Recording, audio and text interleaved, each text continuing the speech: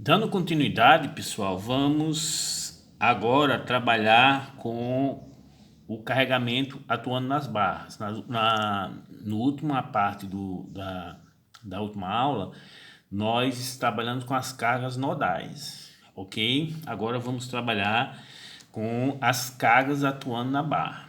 De acordo com o exemplo que nós colocamos, pessoal, só existe uma barra que tem carregamento distribuído atuando nela, né? Que tem carregamento atuando nela, que é a barra 1, que tem um carregamento uniforme de 1 tonelada por metro, ok? No nosso caso, nós vamos fazer uma situação mais abrangente, que é essa aqui, ó. Vamos trabalhar com um carregamento trapezoidal. Por quê? Porque com o carregamento trapezoidal, pessoal, perceba que eu posso trabalhar com carregamento triangular, eu posso trabalhar com carregamento constante e posso também trabalhar com carregamento trapezoidal. Então é mais abrangente que você só trabalhar com carga distribuída, beleza? Então neste caso, pessoal, se eu quiser trabalhar com carregamento triangular, é só eu dizer que o KYI, primeiro vamos trabalhar com esse índice aqui, ó, KYI. Eu estou colocando I porque esse carregamento está atuando na vertical, ok?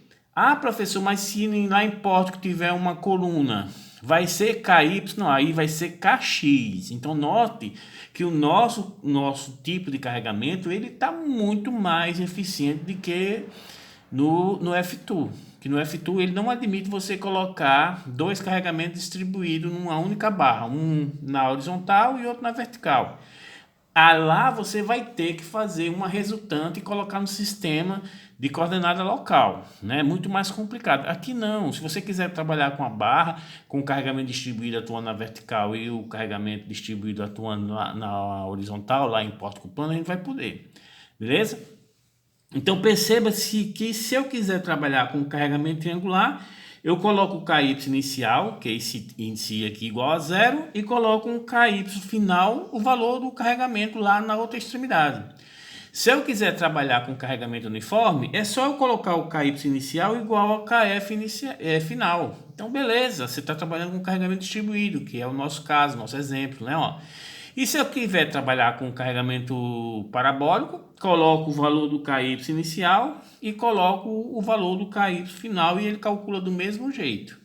Beleza? Como nós estamos trabalhando apenas na entrada de dados, note que a gente ainda continua em entrada de dados. Então vamos fazer esse fluxograma para essa entrada de dados. Beleza? Então vamos aqui, ó. Pego o início. Beleza? Né, pessoal? Esse KY, né, inicial e KY final, ele vai ser em forma de vetor. Beleza, pessoal? Então, note que tem barra que não tem carregamento, é zero. Então, a gente já vai fazer isso como a gente fez anteriormente para cargas nodais, para... Tá entendendo? Então, a gente vai zerar para as vinculações, a gente vai zerar tudinho, né, ó. Então, vamos lá. Vou fazer um loop com i variando de 1 até nb, né, ó. Deixa eu só verificar se nb nós colocamos a número de barra, exatamente, para adotar a mesma variável aqui, ó, tá vendo? Ó, vou fazer um i cair, um i variando de 1 até nb e vou zerar tanto o qi i igual a 0,0. Note que esse 0,0 que é um real, porque eu vou colocar a intensidade do carregamento distribuído. E também vou dizer que o KY final I vai ser igual a 0. Ou seja, zerei todo mundo. Beleza?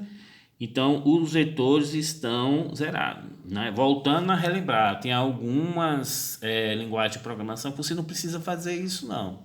Mas em outras tem. Por exemplo, em Pascal você tem que zerar esses valores. Né? Não vai inventar de utilizar um vetor sem ter zerado ele, colocando os valores. Ele vai pegar umas rebarbas e pode dar problema lá na frente. Então, zerei todos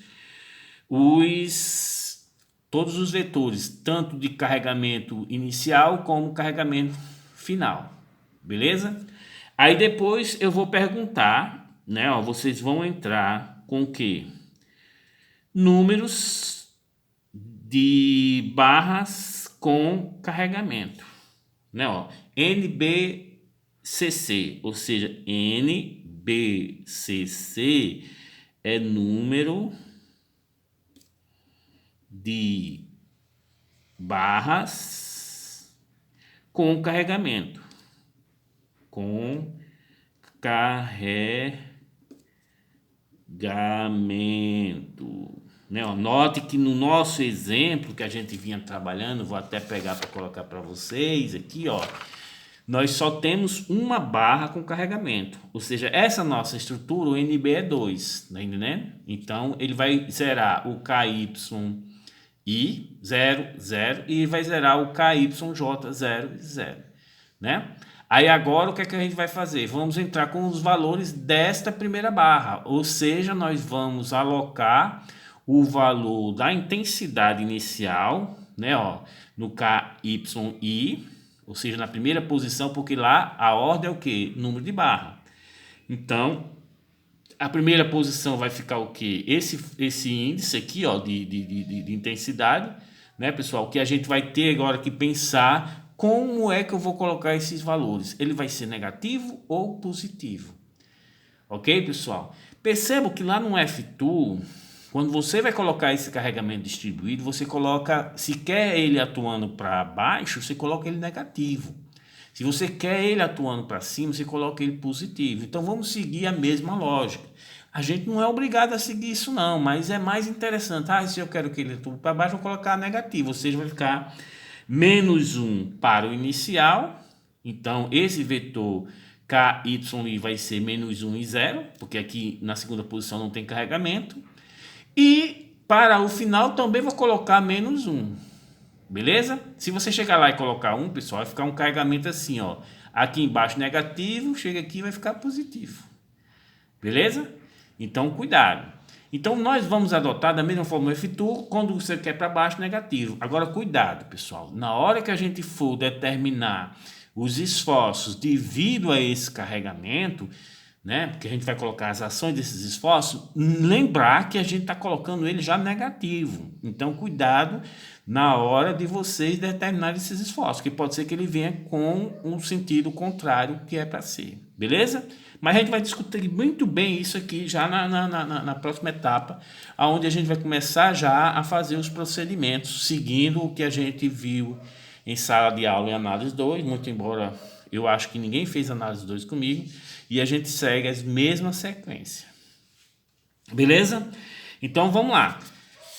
Então neste caso, quando eu digo número de barras com carregamento, né, ó, então vou fazer um loop, né, ó, com I variando de 1 até o número de barra com carregamento. Então esse aqui vai ser meu loop. Como esse NNPC só vai ser 1, isso vai fazer captar uma entrada de dados, né, ó. Então nessa entrada de dados, ok, aí vamos fazer aqui a entrada de dados. Eu vou pegar aqui, ó, o K, né, ó, ele fica independente do I, né, que é o loop, ou seja, ele vai pegar o K, que nesse caso vai ser 1, vai jogar onde, pessoal? O valor KY inicial K, e vai jogar também o valor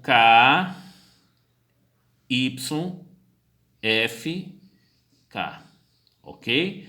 Então ele vai jogar esses dois valores nesses dois vetores, beleza? Perceba que esses vetores eles são diferentes, que é sempre bom a gente trabalhar. Ah, professor, eu posso trabalhar com KY com a ordem dele dobrada, ou seja, 2 vezes o número de nós, e definir que na posição ímpar você tem o valor inicial do carregamento e na posição par você tem o valor final? Beleza, você pode fazer isso, né? E já é interessante vocês terem essa lógica de programação. Então, sempre lembrando, ordem ímpar é o início, ordem par é o final, beleza? E, por último, você vai fechar isso aqui. Beleza? Ok. Ei, professor, não tem mais espaço. Ó, utilizando a continuidade. Eu vou fazer uma bolinha aqui. Né, ó. Significa dizer, depois chego aqui, ó, nesse lado aqui. Deixa eu ver que tá aparecendo tudinho. Vou colocar a bolinha 1 aqui, ó. Ela vai continuar o meu fluxograma aqui. Entenderam, pessoal? Quando eu faço essa operação, como vai ser, por exemplo, o meu vetor KYI? Como vai ser meu vetor? Note que ele vai ter duas posições, né? Vai ter duas posições.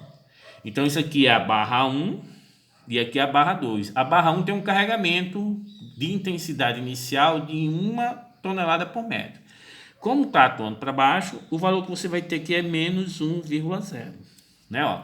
A segunda posição é relativo à barra 2, não tem carregamento, então vai ser o que, pessoal? 0. Ok? Mas esse 0, ele entrou aonde? Entrou quando eu zerei inicialmente todos os termos, ou seja, inicialmente esse aqui vai ser 0, 0. Quando você vem para cá, ele vai colocar o valor de menos 1. Pessoal, cuidado com esse menos 1, que na hora que vocês forem equacionar os esforços provenientes desse carregamento distribuído, seja ele triangular, constante ou trapezoidal, você lembrar que está colocando o valor desse carregamento negativo. Beleza? Da mesma forma, o KY final, esse vetor vai ser também do mesmo jeito. Ou seja, vou colocar os valores finais. Como é uma constante, perceba que esse valor final tem que ser igual ao inicial, né? Já que o carregamento é constante. Professor, se fosse trapezoidal e o valor lá do carregamento do outro lado fosse 2 toneladas, aí você colocaria aqui, ó, menos 2 toneladas e 0. Ou seja, o final do carregamento é menos 2, ok? Nesse caso não é constante, então vai ficar, ó, menos 1, né, ó, real e 0, ok? Está determinado esse vetor carregamento, beleza, pessoal? Creio eu que vocês entenderam qual é a função desse vetor. Vocês, nesse caso, não são obrigados a seguir essa minha lógica, vocês podem criar a sua. Você pode duplicar a ordem desse carregamento e depois identificar a primeira posição é o início, segunda posição, ou seja, a ordem ímpar é início e a ordem par é final. Beleza, pessoal? Então pode seguir. Pronto, pessoal. Professor, eu acho que terminou a entrada de dados. Realmente terminou. Com esses dados, nós podemos trabalhar, já fazendo todos os procedimentos com o Viga, ok? Mas eu gostaria de colocar um negócio bem interessante para vocês, pessoal, é com relação à resolução do sistema que nós vamos fazer. Ou seja, isso aqui é o método da rigidez. Então, para achar deformações, a gente vai resolver o sistema. E, pessoal, a gente vai trabalhar com 2 métodos de resolução do sistema. Um método interativo, que vai ser o Gauss-Seidel, e um método direto, que vai ser o Gauss. Qualquer um dos dois funciona para essa primeira etapa. Ok? Mas quando chegar na segunda etapa, pessoal, que nós formos rotular essa estrutura, o método interativo, ele gosta de dar pau, né? E eu achei muito interessante isso, porque no PowerPlan você escolhe o método que você quer resolver. E lá os alunos fizeram, né? Obviamente que eu fiz um fluxograma pelo método interativo, mas eles fizeram os dois métodos, né? Resolveram os 2 métodos. Fizeram o fluxograma dos 2 métodos e programaram ele, ok? Então é um caso bem interessante porque eu sou apaixonado por cálculo numérico. Então é bom vocês terem essa noção de qual é o sistema que eu resolvo, qual é o método numérico que eu resolvo o sistema. E isso vocês têm que ter noção, né? E as disciplinas de cálculo numérico, elas são muito, não estou querendo, mas são, os alunos não têm noção para que eles estão estudando aquilo, né? Então eu quero colocar isso aqui como uma forma de vocês perceberem o quanto o cálculo numérico é importante, né? Ó, então é somente nessa questão aqui para terminar, vocês entrarem com o o método de resolução. Ó. Vou colocar aqui, vocês vão entrar com o método de resolução do sistema, ok?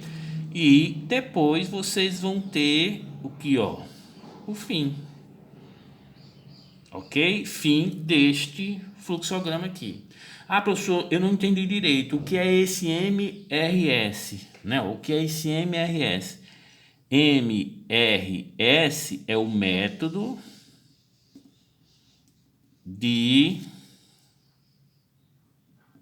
ficou, lá vai eu tô ficando, método de resolução do sistema. Pessoal, nós vamos trabalhar com dois métodos. Um método interativo, que vai ser o 1, ó. Quando você colocar 1, aí eu já sei, opa, é o método interativo de Gauss-Seidel. É o método iterativo de Gauss-Seidel.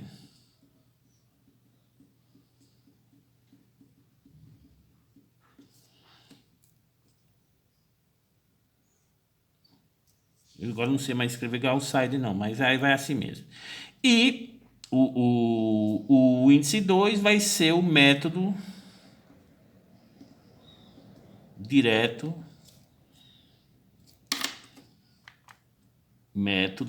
de Gauss, né? Método direto, depois eu conserto, de Gauss. Pronto. Então a gente vai trabalhar com os dois métodos. Então vocês vão querer dizer. É até bom porque quando a gente for começar a rotular, vocês vão pedir para rodar como sendo um método do interativo, vocês vão ver que vai dar um fuzuê tão grande, né? Porque você tem as particularidades de cada resolução. O método de Gauss-Seidel, pessoal, ele foi concebido para resolução de sistema cujos termos da diagonal principal, eles são bem maiores que o somatório dos outros termos. Então ele é muito utilizado lá na engenharia elétrica para a resolução de circuito, onde você tem essa característica, né? Ó, e nesse caso a matriz de rigidez vai ter essa mesma característica. Então vocês podem resolver perfeitamente pelo método interativo de Gauss-Seidel. Já o método de Gauss, que a gente vai começar, o método direto de Gauss, ele resolve tudo. Ele resolve, diz que não pode resolver porque o determinante foi igual a zero, então ele é um método mais, ele resolve tudo, mas ele consome uma memória maior. Tem outro método, que era o método que a gente resolvia, pessoal, quando a gente tinha problema de memória, com as matrizes de rigidez, que é o método de Cholesky. O método de Cholesky, você trabalha com matrizes em banda, que a gente chama. O que é matriz em banda, professor? É uma matriz onde só existe termos, pessoal, próximo à diagonal principal. Ou seja, só tem valores aqui, ó, parece a camisa do Vasco, tá entendendo? Ó, então só tem valores nesses pontos aqui. O resto tudinho é zero.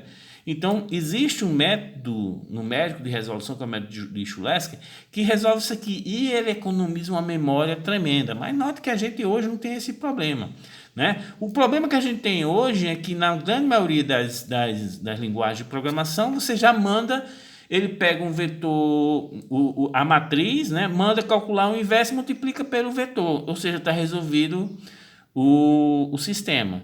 E os alunos não sabem como foi que resolveu, não aprenderam cálculo numérico. Ah, professor, para que eu vou me preocupar com isso, que você manda o comando e ele resolve? Eu não quero que vocês façam isso, eu quero que vocês programem a resolução do sistema, para valorizar o nosso trabalho. Ou seja, eu escolhi o método de resolução e eu programei para eles. Ok, pessoal? Não se preocupe que eu vou fazer o fluxograma dos dois aqui nas nossas aulas.